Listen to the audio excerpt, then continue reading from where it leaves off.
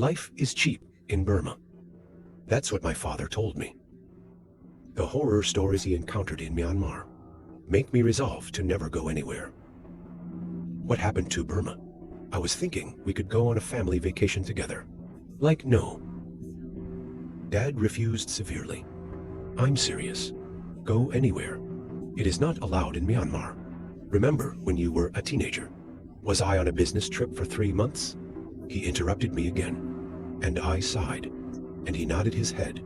Dad pushed his glasses, ready to tell a long story.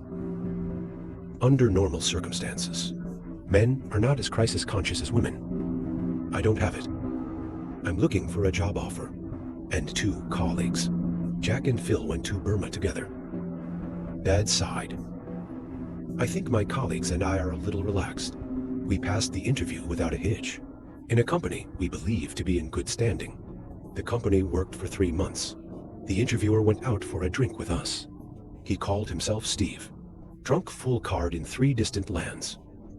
Lai is a very lovely and sincere person. He wants to take us gambling.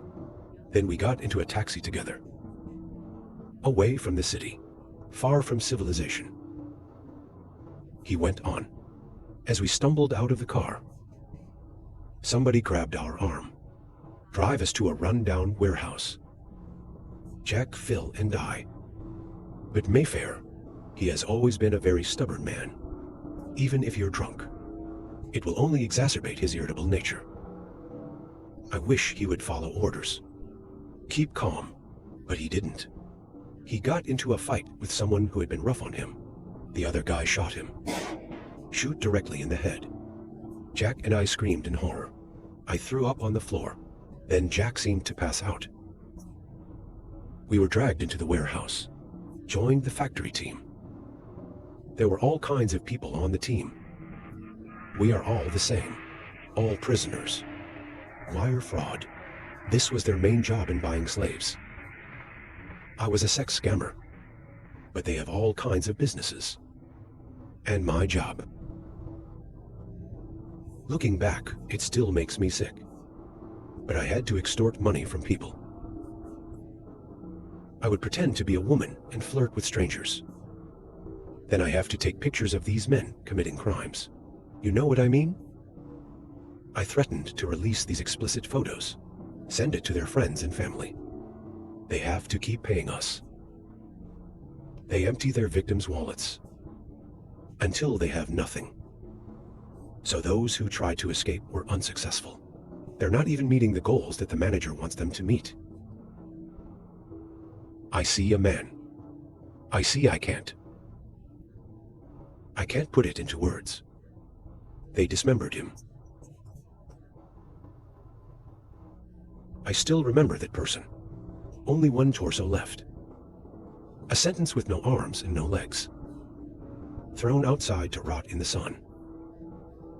His screams were deafening. But the cries for help slowly disappeared. This process is too long. Certainly, they have other ways to motivate us. Work hard. The better you are, you can get a better job. Even in the office upstairs, I took my chance. I looked at the people in charge. They would work at fixed times. I learned about their schedule and took advantage of that. I only have 5 minutes, but I seized the moment, called your mother. I don't know the phone number of the Myanmar police. I told him everything I knew. The drive from the bar to the warehouse. The scene outside the window. All the information I know.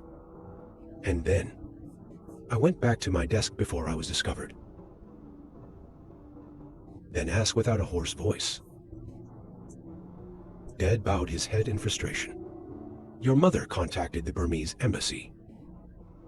The embassy has contacted the relevant authorities in Myanmar. And it happened so fast. There they are. The police are here. They stormed the factory. And then, it's all over now. It looks like it's over. When you see the police at the window, tears streamed down my cheeks. They swept the entire warehouse. arrested every manager they could find. But the bosses of management, they had guns and machetes. They're not going to surrender without a fight. I don't know why. Dad started crying. That's the whole story. Fortunately, he is alive and well, sitting right in front of me. Who made the call? You thought today was the day you were saved. How is that possible? Who made the call? Dad went on to say. I almost admitted it. Especially when they shoot. Cut off people's limbs. That's terrible. Jack saw me. He saw what I was trying to do to save everyone, but he didn't make me admit it. Jack stood up and said, Me. My father and I sat in silence for a while. Maybe only a few seconds. Maybe a few minutes. I don't know. All I know is this. He didn't have to finish it. But I could see it in his eyes. He had to finish. Jack was killed. Less than a minute later, the dam choked and said, the police rushed in. They killed 3 militants. And it's all over. If only they had come a few minutes earlier. And what happened to Steve? I don't know why these words come out of my mouth. But that's the only thing I can say. Dad shook his head. The hoarse answer said, after that, the police never caught him. Steve is definitely not his real name, but I still think of him. I don't know if he still introducing victims without boundaries. Trap. After all, he will have something else. Warehouse. Another line of effort. That's the world I never wanted you to see. Do you understand, Anna? I have low thoughts. I vowed never to bring up this topic with my father again.